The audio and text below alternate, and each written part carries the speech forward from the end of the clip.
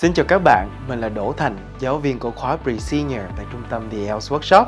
Và Speaking Sample mà chúng ta sẽ phân tích ngày hôm nay sẽ có chủ đề Describe a person who always has interesting ideas. Và đối với chủ đề này, chúng ta có thể khai thác một số khía cạnh như sau. 1. Who this person is. 2. How you knew them. 3. What this person does. Và 4. Explain why you think their opinions are interesting.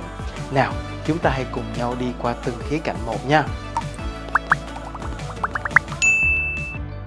Đầu tiên là khía cạnh người này là ai.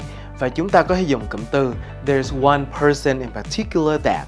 Chúng ta cũng có thể rephrase chữ interesting opinions trong đề bài thành chữ amazing ideas. Và với danh từ ideas, chúng ta hãy dùng collocation to come up with ideas.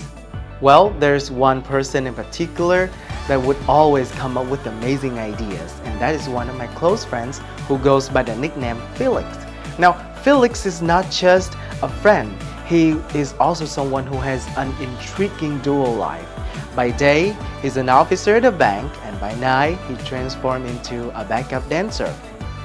Và ở đây, mình đã sử dụng cụm từ by day và by night để nói về một người làm hai công việc cùng một lúc, một vào buổi sáng và một vào buổi tối. Và mình cũng đã dùng cụm từ goes by the nickname of để nói về nickname của một người. Đến với khía cạnh thứ hai và thứ ba, làm sao bạn biết người này và người này làm công việc gì? Chúng ta có thể sử dụng cụm từ first got to know this person through. Lần đầu tiên được biết tới người này thông qua mối quan hệ nào đó. Và chúng ta cũng có thể dùng một vài câu để miêu tả về tính cách của người này, để nói sơ qua người này là người như thế nào.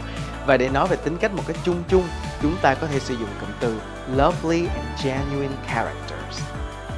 I first got to know Felix through a mutual friend. And as soon as I met him, I was fascinated by his lovely and genuine character. He's smart, he's funny, he's open-minded, and most importantly, he's kind. As it turns out, he is a full-time officer at the bank and a part-time backup dancer.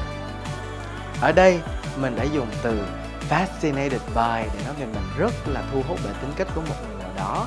Và mình cũng đã sử dụng cụm từ song song part-time và full-time khi nói về một người làm hai công việc cùng một lúc.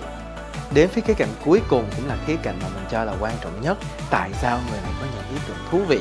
Thì mình cho rằng một phần để khiến bạn thú vị là khi bạn có cái nhìn mở rộng và khi bạn linh hoạt trong đầu óc. Và để miêu tả được điều này, chúng ta có thể sử dụng cụm idiomatic expression là to see things from so many angles. Hoặc chúng ta có thể sử dụng từ versatility để nói về một người có linh hoạt trong việc suy nghĩ. Well, I think part of the reason why Felix's ideas and opinions are fascinating lies behind his harmonious blend of his two disparate worlds. On the one hand, he's crunching numbers and making financial reports, and on the other hand, he's teaching people dance moves. And I think this further illustrates his versatility and explains why he can see things from so many angles, and therefore put forward the most over-the-top yet practical solutions. Ở đây, mình đã dùng từ over-the-top yet practical solution khi nói về những quan điểm vừa lạ, vừa độc, vừa hay nhưng lại vô cùng thực tế. Cả phải đó là những ý tưởng vô cùng thú vị sao? Lý do thứ hai mà mình cho rằng có thể giúp cho chúng ta có những quan điểm thú vị là khi chúng ta thông minh và chúng ta sáng tạo, intelligent and creative.